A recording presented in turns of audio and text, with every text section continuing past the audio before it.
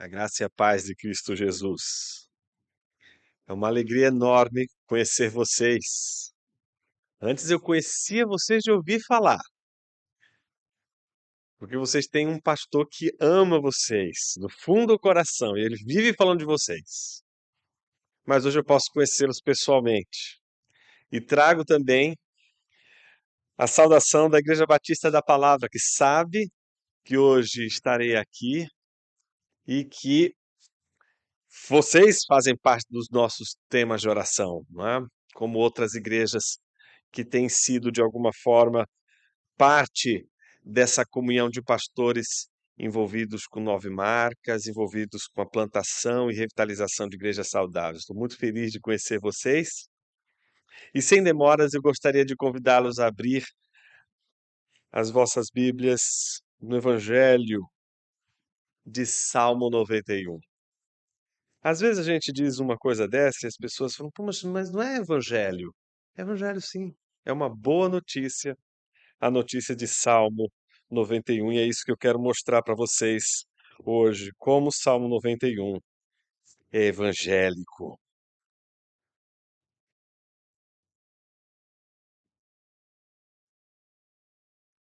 Diz assim a palavra de Deus: Aquele que habita no esconderijo do Altíssimo, a sombra do Onipotente descansará. Direi do Senhor: Ele é o meu Deus, o meu refúgio, a minha fortaleza, e nele confiarei. Porque ele te livrará do laço do passarinheiro e da peste perniciosa. Ele te cobrirá com as suas penas e debaixo das suas asas estarás seguro. A sua verdade é escudo e broquel. Não temerás espanto noturno, nem seta que voe de dia, nem peste que ande na escuridão, nem mortandade que assole ao meio-dia. 1.000 cairão ao teu lado e 10.000 à tua direita, mas tu não serás atingido. Somente com os teus olhos olharás e verás a recompensa dos ímpios, porque tu, ó Senhor, és o meu refúgio. O Altíssimo é a tua habitação. Nenhum mal te sucederá, nem praga alguma chegará à tua tenda, porque aos seus anjos dará ordem a teu respeito para te guardarem em todos os teus caminhos. Eles te sustentarão nas suas mãos para que não tropeces com o teu pé em pedra. Pisarás o leão e o áspide, calcarás aos pés o filho do leão e a serpente, pois que tão encarecidamente me amou, também eu o livrarei. Poloei no alto retiro, porque conheceu o meu nome. Ele me invocará e eu lhe responderei. Estarei com ele na angústia, livrá-lo-ei e o glorificarei. Dar-lhe-ei abundância de dias e lhe mostrarei a minha salvação. Oremos uma vez mais. Senhor, fale conosco através de tua palavra e que a luz do teu Espírito que ilumina nossa mente possa nos permitir uma vez mais enxergar aquilo que, quando éramos cegos, por mais que houvesse luz, não veríamos. É porque fomos regenerados e podemos ver que também precisamos da luz do teu Espírito para continuar vendo. Então, revela-nos através de tua palavra a porção que precisamos para sermos alimentados por ela. Assim oramos, rogando uma vez mais no nome santo de Jesus. Amém.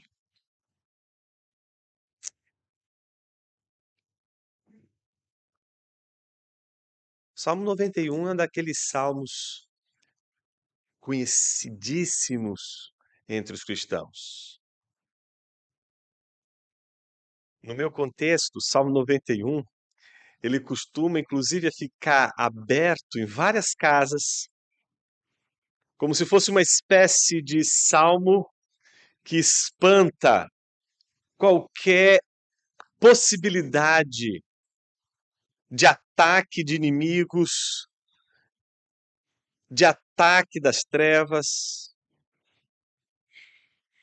Mas o Salmo 91, que é tão famoso, Salmo 91, que é tão benquisto entre nós,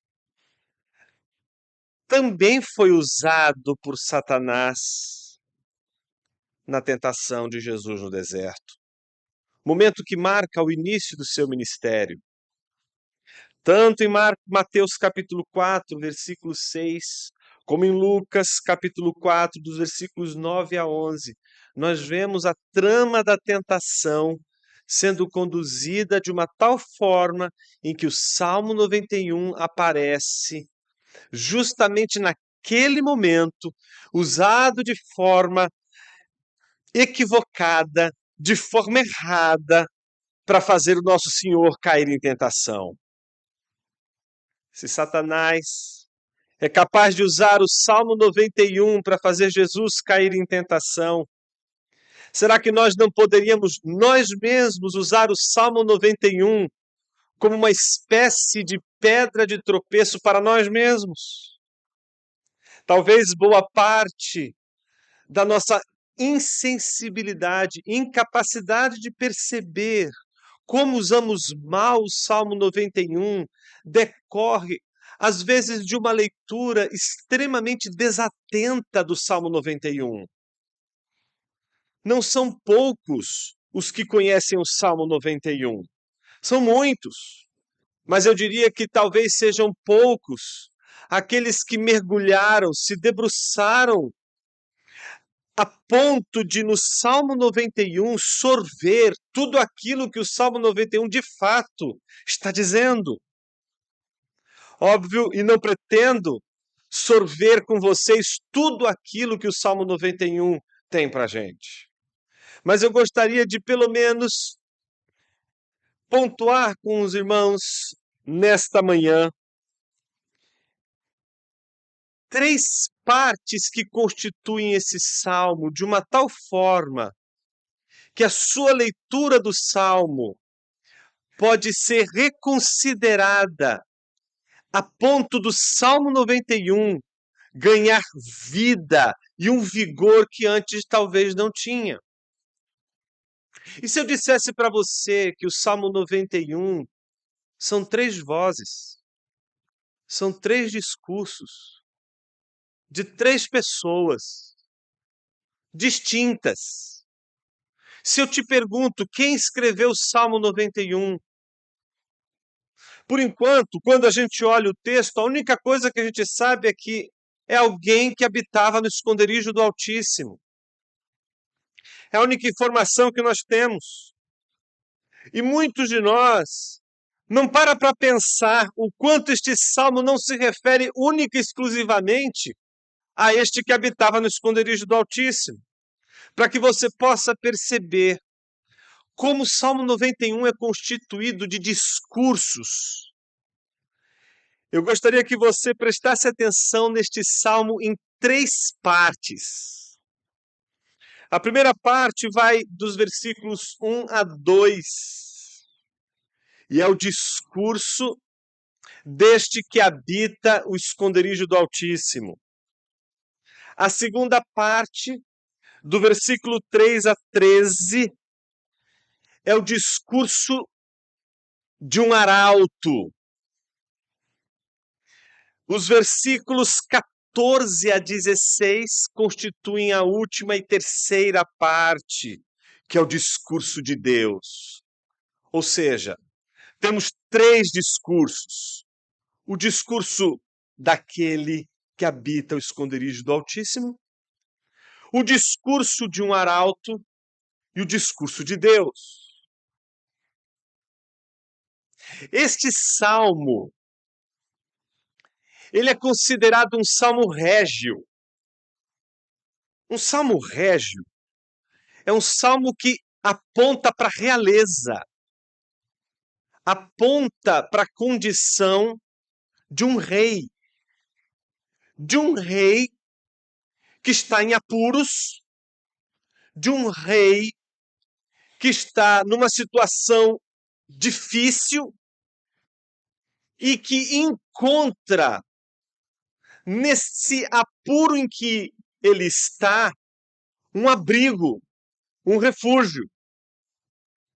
Portanto, o primeiro discurso dos versículos 1 e 2 é o discurso daquele que habita no esconderijo do Altíssimo, que é um rei em apuros, um rei que descobre um esconderijo no qual nenhum dos seus algozes, nenhum dos seus perseguidores, nenhum dos seus inimigos é capaz de alcançá-lo.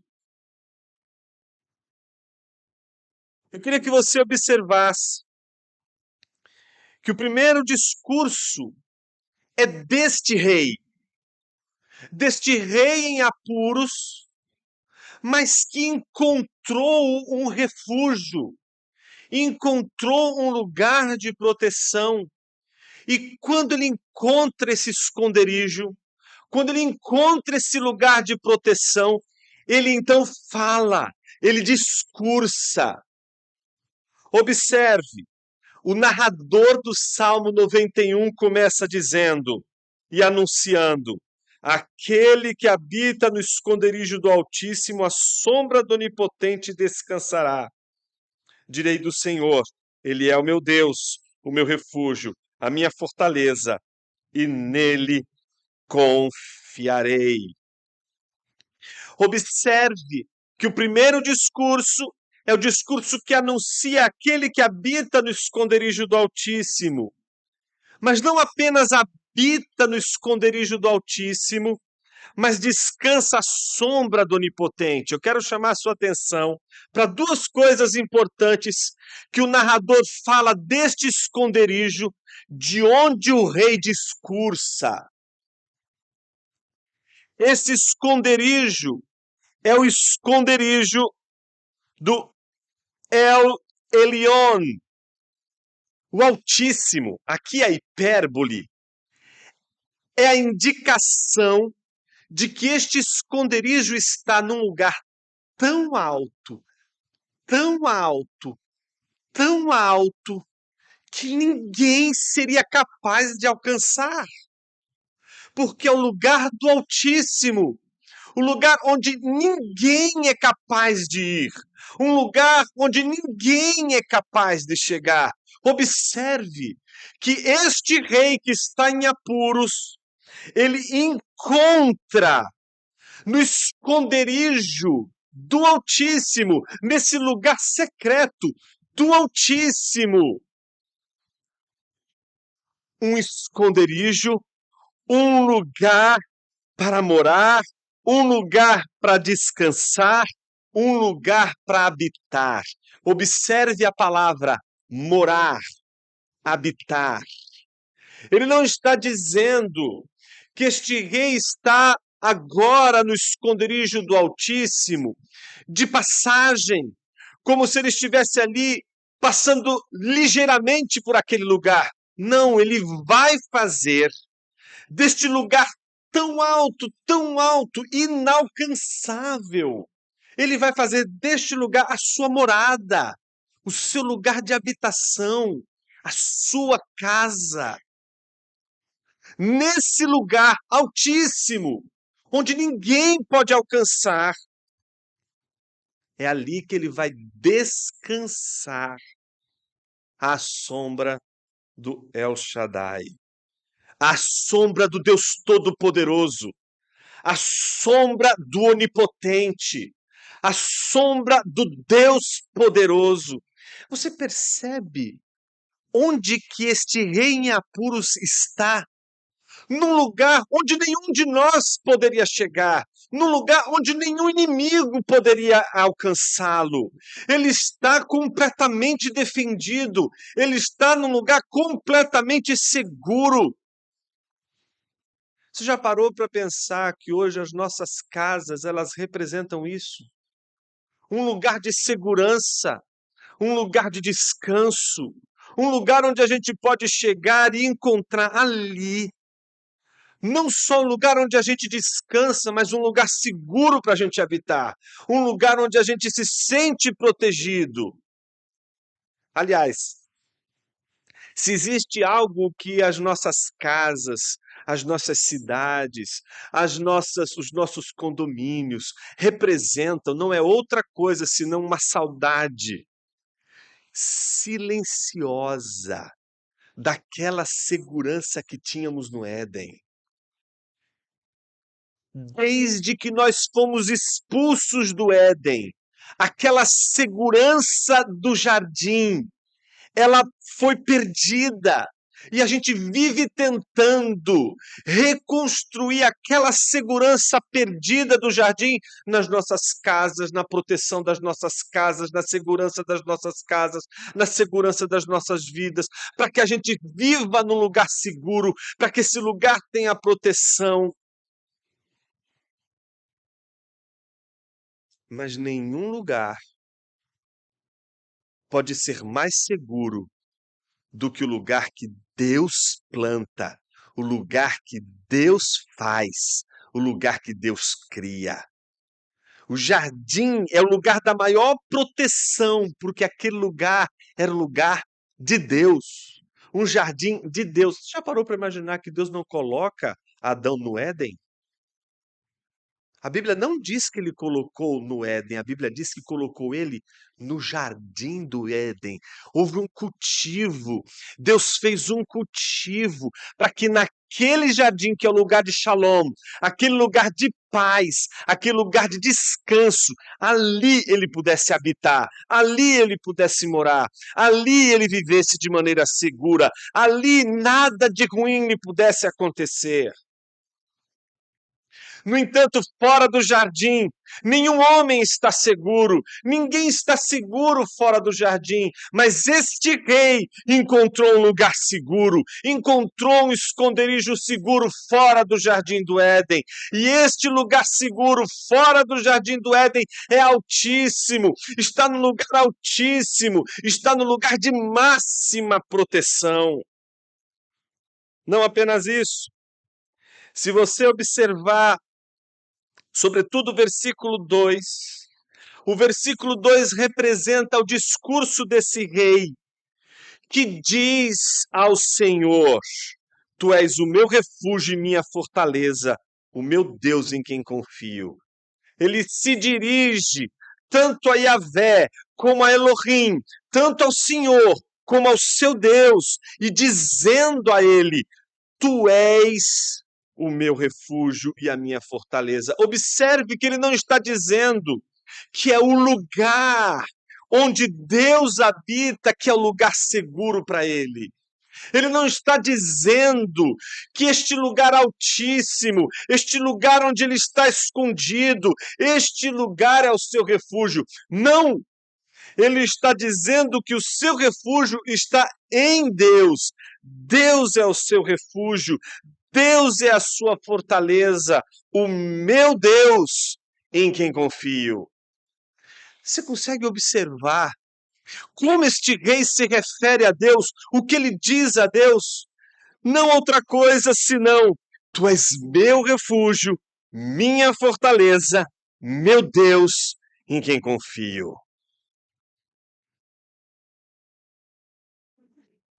Por outro lado, os versículos 3 a 13 lançam mão de um outro discurso agora. Não mais o discurso do rei, não mais o rei que se dirige ao Senhor dizendo: Tu és o meu refúgio, o meu Deus, a minha fortaleza, em ti confiarei. Não. Agora, o que a gente vê é o segundo discurso, o discurso de um arauto, o arauto de um rei. E esse arauto de um rei vai dizer a este rei exatamente o seguinte, a partir do versículo 3: Porque ele te livrará do laço do passarinheiro e da peste perniciosa. Observe o que vai acontecer no discurso seguinte. Se o primeiro O discurso é do rei, de um rei que estava em apuros e encontra no esconderijo do Altíssimo a sua morada, a sua proteção, a sua confiança, e diz a este Deus Altíssimo: Tu és o meu refúgio. Agora, o arauto se apresenta de duas maneiras. Em primeiro lugar, chamando a atenção deste rei dos livramentos que Deus lhe fez, dos livramentos que este Deus, que é o seu refúgio, lhe deu, e ao mesmo tempo mostrando promessas que este Deus, que é o refúgio deste rei, lhe fez. Isso vai dos versículos 3 ao 8. Observe, dois males são apresentados como livramentos de Deus sobre este rei. Um primeiro mal é o mal moral, é um caçador. Ele está, veja, fugindo do laço de um passarinheiro. O laço do passarinheiro é arapuca. É aquela obra do caçador que está à espreita. É como alguém que está sendo caçado. É como alguém que está em todo o tempo sendo observado e esperando, não é exatamente o caçador esperando algum vacilo para que ele possa capturar a sua presa. Por outro lado, ele também reflete o livramento de um mal natural, como por exemplo a peste. Observe como o versículo diz, nos versículos 3 em diante. Porque ele te livrará do laço do passarinheiro, de um lado, portanto, o caçador, do outro lado, da peste perniciosa. Ele te cobrirá com suas penas e debaixo de suas asas estarás seguro. Observe a promessa. Você está sob o ataque do caçador. Você está sob a terrível, perniciosa peste. Você está diante dessas duas catástrofes. É isso que o arauto está dizendo a este rei. Mas, ao mesmo tempo, ele está dizendo: porque você tem nele o seu refúgio. Ele faz uma promessa dizendo: ele te cobrirá com as suas penas, debaixo de suas asas estarás seguro, a sua verdade é escudo e broquel. Não temerás o espanto noturno, nem seta que voe de dia, nem peste que ande na escuridão, nem mortandade que assole ao meio-dia. 1.000 cairão ao teu lado, 10.000 à tua direita, mas tu não serás atingido. Observe que é de um lado o caçador, a imagem do caçador, do laço do passarinheiro, que está ali tentando de alguma forma caçá-lo. A mesma imagem dos guerreiros que lançam flechas de todos os lados e que podem atingir o exército de qualquer lado. Por outro lado, uma peste, que também pode atingir qualquer um, que pode chegar à tenda de qualquer um, que pode chegar à casa de qualquer um. E eu acho que nós, mais do que as outras gerações que vieram antes de nós entendemos muito bem do que é, o que uma peste é capaz de fazer. A peste, ela não obedece idade, a peste não obedece territórios, a peste, ela atinge qualquer lugar. Não há proteção que a gente possa ter contra a peste quando ela invade todos os lugares. Mas ele está dizendo àquele rei que ele está sendo liberto tanto dos ataques desse laço do passarinheiro, destes caçadores com suas flechas, como também da peste, de uma tal forma que é como, imagina, a peste está acontecendo, está todo mundo pegando a peste, mas ele não pega. Todas as flechas estão sendo lançadas. O exército está caindo de um lado, está caindo do outro, as flechas vêm de todos os lados, atingem todos os lados. Os seus lados tombam, ele não tomba. Você está percebendo a imagem que o texto está te oferecendo de alguém invencível, de alguém indestrutível. Cai 1000 a um lado, 10.000 do outro lado, mas ele não é atingido. O versículo 8 termina mostrando o êxito de tudo, dizendo: somente com os teus olhos olharás e verás a recompensa dos ímpios, o castigo de todos aqueles que o perseguem, de todos aqueles que querem o seu dano. Acabou o discurso do arauto? Não. Agora é a segunda parte do seu discurso, ele vai voltar novamente a essa dinâmica do livramento, a dinâmica da proteção e a dinâmica da vitória. Observe o que ele vai dizer. Em primeiro lugar, ele vai dizer: porque tu, Senhor, és o meu refúgio, o Altíssimo é a tua habitação. Ora, você já sabe que quem disse isso foi o rei. É o rei quem disse isso. Você sabe que ele abriu o salmo lembrando exatamente que o rei disse: tu és o meu refúgio. Nós sabemos, portanto, que ele está se referindo ao rei, como se estivesse dizendo ao rei: você acabou de dizer, tu és o meu refúgio. Por isso, porque tu dissestes isso? Por isso, nenhum mal te sucederá, nem praga alguma chegará à tua tenda. Veja a promessa. E na sequência, porque aos seus anjos dará ordem a teu respeito para te guardarem em todos os teus caminhos. Eles te sustentarão nas suas mãos para que não tropeces com teu pé em pedra. Pisarás o leão e a áspide, calcarás aos pés o filho do leão e a serpente. Observe que a construção toda do discurso segundo, do segundo discurso, é um discurso de invencibilidade, indestrutibilidade. Você está percebendo isso? A segunda parte do discurso ele está dizendo: porque você, ó rei, disse a Deus que ele é o teu refúgio. Por causa disso, a peste não vai chegar na tua casa, nenhuma flecha vai te atingir, e ao contrário disso, você terá anjos às suas ordens para que te guardem de todo mal, seja da pedra que te faz tropeçar, seja de uma serpente que você possa pisar e te ferir. Absolutamente você tem toda a proteção dos anjos a seu favor. Você tem os anjos a seu respeito. Como é que termina o salmo? Com o terceiro discurso.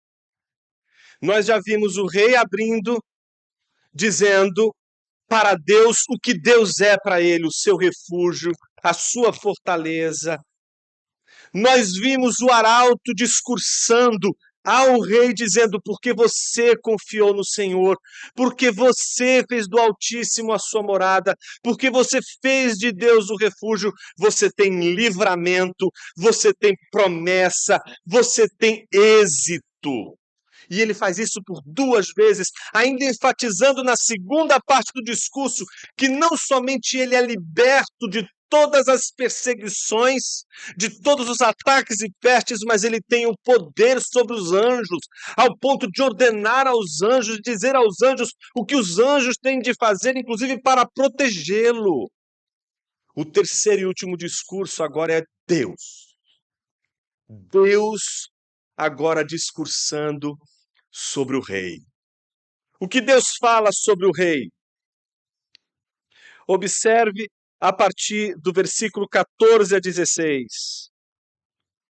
Pois que tão encarecidamente me amou, também eu o livrarei. Poloei num alto retiro, porque conheceu meu nome. Ele me invocará e eu lhe responderei. Estarei com ele na angústia, livrá-lo-ei e o glorificarei. Dar-lhe-ei abundância de dias e lhe mostrarei a minha salvação. O discurso de Deus começa dizendo que há duas razões pelas quais Deus protege esse rei desta maneira. porque ele se apegou com tanto amor ao Altíssimo, e porque ele conhece o Altíssimo, ele sabe o nome do Altíssimo, ele conhece o Altíssimo. Então, 8 promessas são feitas a ele. São promessas gloriosas do próprio Deus a ele. Justamente promessas que dizem para ele exatamente o seguinte: eu o livrarei, eu poloei no alto retiro, ele me invocará e eu lhe responderei. Eu estarei com ele na angústia, livrá-lo-ei, glorificarei, dar-lhe abundância de dias e lhe mostrarei a minha salvação. Olha quantas coisas Deus está dizendo, que este rei viverá só por causa do amor que ele tem por Deus e por causa do conhecimento que ele tem por Deus. Naturalmente você deve estar se perguntando, Jonas, onde você quer chegar? Eu te conduzi até aqui exatamente dessa forma, para que você pudesse ver o discurso 1, o discurso 2, o discurso 3 e chegasse à seguinte conclusão: se o Salmo 91 é para mim, por que a peste chegou na minha casa? Se o Salmo 91 é para mim, por que eu não estou vendo 1.000 caindo ao meu lado, 10.000 à direita e eu não sendo atingido? Pelo contrário, eu estou sendo atingido. Se o Salmo 91 é para mim, por que eu também estou recebendo as flechas? Por que eu estou sendo perseguido? E as arapucas que estão sendo feitas? E a caçada que está sendo feita, eu tenho caído nelas? Se o Salmo 91 é tão verdadeiro, por que Jó passou pelo que passou, sendo que a Bíblia diz que ele era um homem íntegro, não porque Jó disse ser ele um homem íntegro. Meus irmãos, é muito sério o que a Bíblia diz. A Bíblia diz que foi Deus que disse que Jó era um homem íntegro e que não tinha cometido nenhum mal para que recebesse tudo aquilo que ele recebeu. Aliás, uma das coisas mais maravilhosas do livro de Jó é que eu tenho certeza que Jó daria talvez um braço, talvez os seus 2 braços, para estar no seu lugar e ler apenas os capítulos 1 e 2 de Jó. Ele só quer saber o que você sabe desde o capítulo 1 e o capítulo 2 do livro de Jó. Todas as perguntas que ele vai fazer a Deus, você sabe a resposta. É como se você estivesse lendo o livro de Jó dizendo: não, Jó, não é por causa disso, não. Eu sei o que aconteceu. Fica firme. Não vacila. Mas a gente se pergunta, se ele é íntegro, por que ele foi atingido? Por que a enfermidade tocou seu corpo? Por que ele perdeu seus filhos? Por que ele perdeu seus bens? E Tiago? A história conta que Tiago, ele foi arremessado do templo. Ele é chamado joelho de camelo, porque ele vivia no templo orando, de joelhos. Não é? E Eusébio de Cesareia que diz isso, que os joelhos dele, de tanto que dobravam, ficou tão grossos, tão grossos, tão grossos, que eles pareciam de um camelo. E quando jogam ele lá de cima, e ele cai ao chão, ele faz um dos gestos mais incríveis. Ele simplesmente se levanta e faz aquela mesma posição que todos os dias ele fazia. Dobrava os seus joelhos e fez a oração que Jesus um dia fez na cruz. Pai, perdoa-lhes porque não sabem o que fazem. Mas a turba veio com toda a força contra ele e apedrejaram ele, até que um lavadeiro chega com um pedaço de pau que ele usava para bater a roupa e dá um golpe certeiro em sua cabeça até a morte. Onde está o Salmo 91 protegendo Tiago? E os mártires cristãos? E como que a gente lida com o Salmo 91? Talvez você tenha lido o Salmo 91 até hoje, dizendo: é isso que eu quero para mim. Eu quero habitar o esconderijo do Altíssimo. E se eu dissesse para você que o Salmo 91 não é sobre você? E se eu dissesse para você que o Salmo 91 não é sobre mim, não é sobre você, não é sobre a igreja? E se eu dissesse que o Salmo 91 é sobre Jesus? Salmo 91 é um salmo régio, como a gente começou dizendo, mas ele também é um salmo considerado messiânico. A Septuaginta, que é a tradução grega do Antigo Testamento, chegou a incluir este salmo como se ele fosse o salmo de Davi.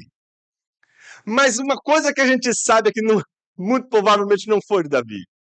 Mas sim era um salmo messiânico. Por que era um salmo messiânico? Porque menciona exatamente toda a obra do rei Messias. Se você, por exemplo, abre a sua Bíblia na tentação de Jesus, lá em Mateus 4, ou Lucas 4, como nós mencionamos, você vai ver que as tentações de Satanás contra Jesus eram uma tentação só. Era a tentação de que Jesus usasse o seu poder para o benefício próprio. Quem de nós aqui seria tentado no deserto? Tudo bem que se você andar no deserto, você vai olhar ali um pedaço de pedra, parece até aquele pãozinho gostoso que tem na padaria. Puxa vida, mas ninguém aqui vai ser tentado. A gente só pode ser tentado no jardim. No deserto, só Deus pode ser tentado. Porque só Deus no deserto pode transformar pedra em pão. E nenhum de nós duvidaria que Jesus poderia transformar pedra em pão, porque a gente já sabe que o ministério de Jesus começou com milagres dessa natureza, transformando água em vinho. Ele poderia transformar pedra em pão. Mas a tentação de Satanás era uma só, para que ele usasse o poder dele em seu próprio benefício. E quando chega a tentação de se jogar e dar ordens aos anjos para que ele o guardem, Satanás ali está vendo exatamente o que aquele texto significa em termos messiânicos. Aquele texto representa, sim, a obra de Jesus, diz respeito a Jesus. Jesus é o invencível do Salmo 91. Jesus é aquele que tem todo o poder sobre os anjos. Jesus é aquele que está defendido pelo Pai. Jesus é aquele que pode dar ordens aos seus anjos. Vocês não lembram o que acontece no final, quando Jesus está sendo preso? E aí depois de Judas dar aquele beijo, sabe? O beijo do traidor. O beijo do caçador, o beijo do laço do passarinheiro. Se lembra daquela passagem? Ele dá um beijo em Jesus, os soldados descem a mão sobre Jesus. Então, dos discípulos, Jesus saca uma espada, né? Era ruim de espada, né? Porque no fundo, ninguém faz assim, né? Por favor, soldado, me preste a sua orelha, e eu quero cortar só a sua orelha. Ele não queria cortar só a orelha do soldado, ele queria arrancar a cabeça do sujeito. Mas ele era muito ruim de espada, então a mira dele não foi muito boa, pegou só a orelha, arrancou só a orelha. Jesus, na mesma hora, faz um milagre extraordinário. Coloca a orelha do soldado de novo, olha para o seu discípulo e diz assim: o que você está pensando? Eu tenho toda a autoridade nos céus e na terra. Eu poderia dar ordens aos anjos. E poderia dizer aos anjos para que eles me protegessem, e nenhum destes homens deitariam a mão sobre mim. Quando a gente lê passagens como essas de Mateus 26, versículos 47 em diante, quando a gente lê Gálatas capítulo 1, versículo 4, a gente descobre que não foi o Império Romano, não foi o Sinédrio que capturou Jesus, que prendeu Jesus, foi ele que se entregou. Ele é invencível, ele é indestrutível. Se alguém quisesse levantar a mão contra Jesus, Jesus estaria completamente defendido. Ele poderia se defender, ele tem os anjos a seu favor. Mas o que acontece em Salmo 91 em relação a Jesus é algo extraordinário, tanto para mim como para você em termos de ensino. Jesus tendo todo este poder, ainda assim Ele não julga por usurpação o ser igual a Deus e usa esse poder em benefício próprio. Pelo contrário, ele não usa o poder e se entrega.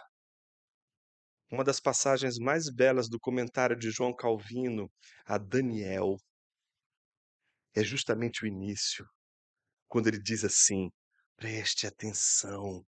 Daniel não está dizendo que foi Nabucodonosor que invadiu e tomou o povo e capturou o povo. O texto começa dizendo: Deus entregou o povo nas mãos de Nabucodonosor.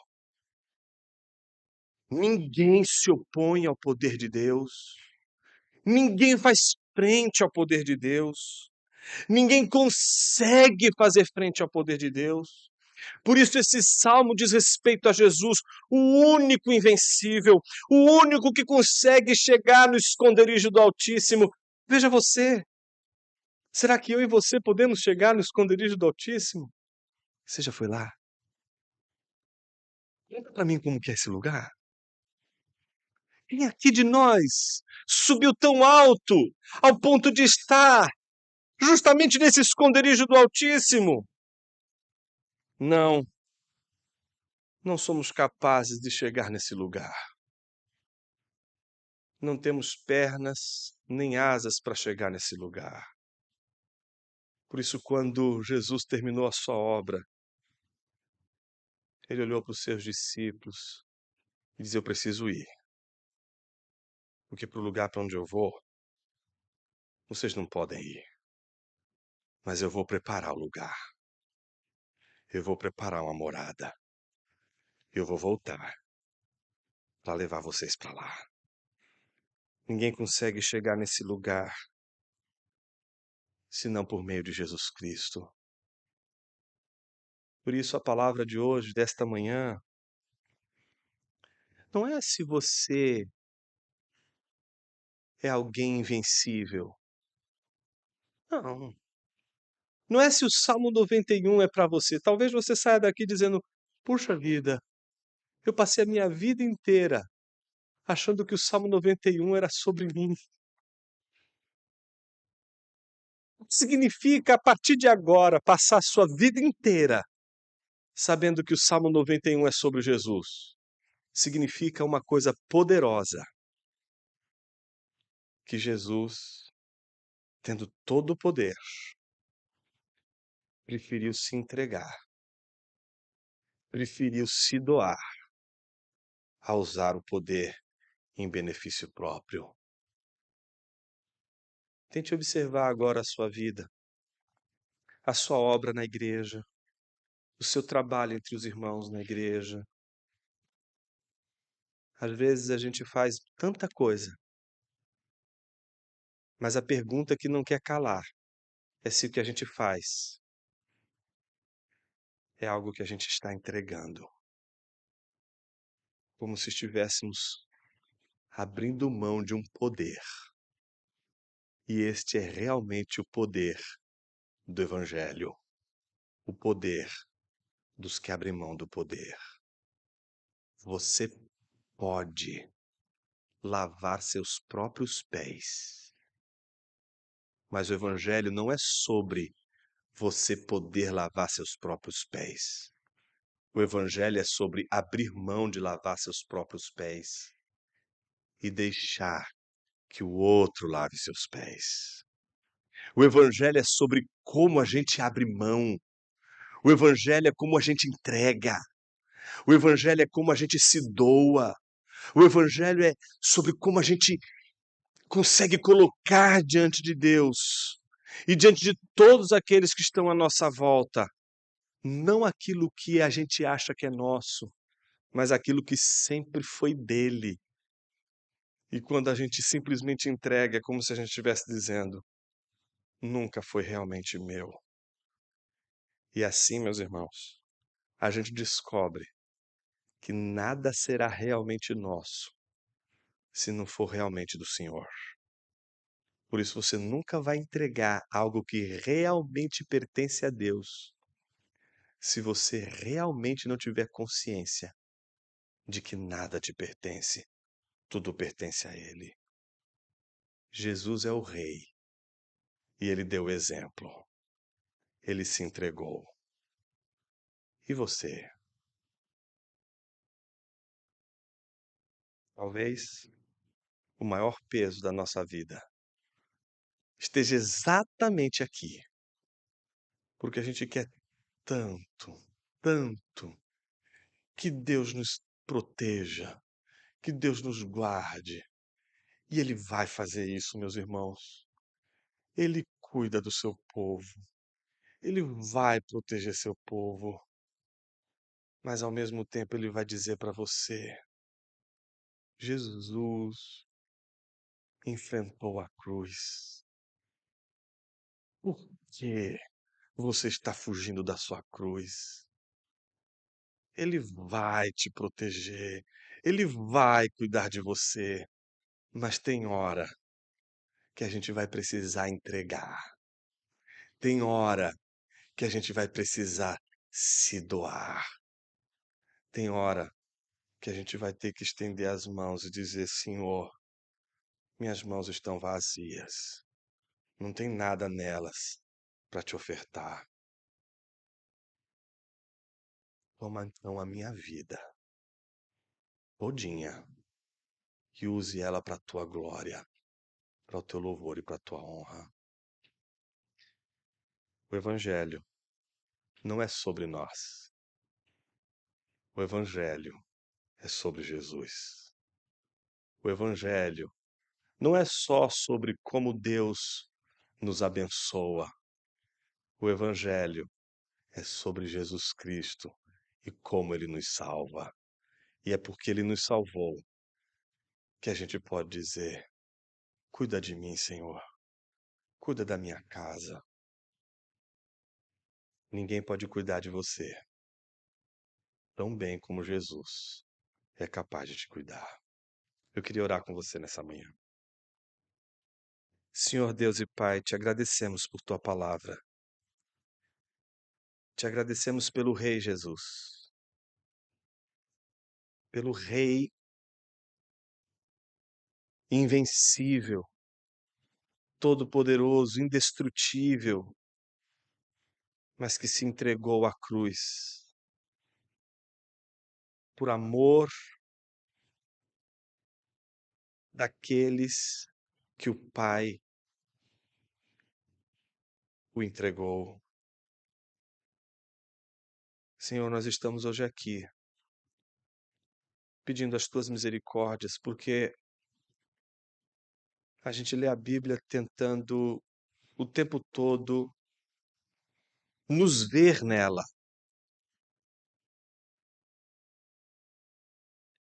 E hoje o Senhor nos mostra através da tua palavra que talvez o nosso maior erro seja tentar encontrar nós mesmos na Bíblia, em vez de encontrar Jesus Cristo, a boa notícia, o Rei que se entregou para salvar, aquele que venceu a morte, morrendo, aquele que deu a vida, perdendo a vida. Nos ajude a encontrar em Jesus Cristo o modelo das dádivas celestiais. No nome dele, no nome de Jesus, rogamos. Cuida de nós, Senhor. Cuida do teu povo. Amém.